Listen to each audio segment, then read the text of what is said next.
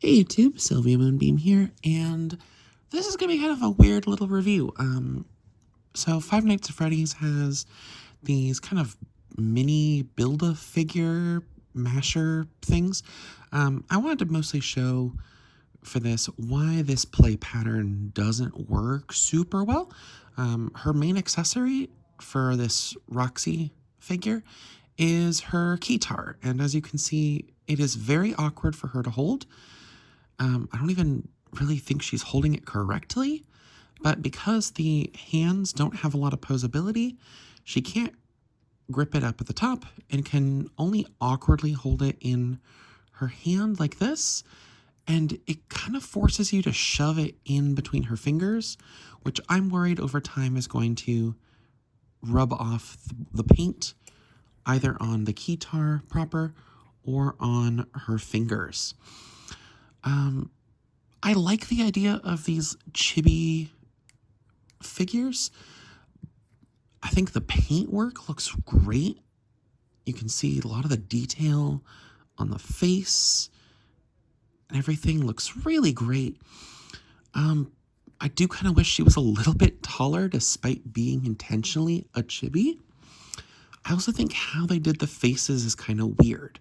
The faces are intended to have a swap out gimmick, so you can switch out from one to the other. I don't think the alternative face mask thing is necessary. I'll be honest, I'm not a big fan of how they did like the burnt look on the alternative face, especially because anyone who has played Security Breach knows that this is not how Roxy looks after she gets damaged. She loses her eyes. So keeping the eyes for the alternative face doesn't really work. That being said, her normal face, I feel like the eyes maybe just aren't expressive enough, and having her muzzle be made so stubby makes her look a little off. I almost kind of just like the look of no face at all. It looks a little bit better to me.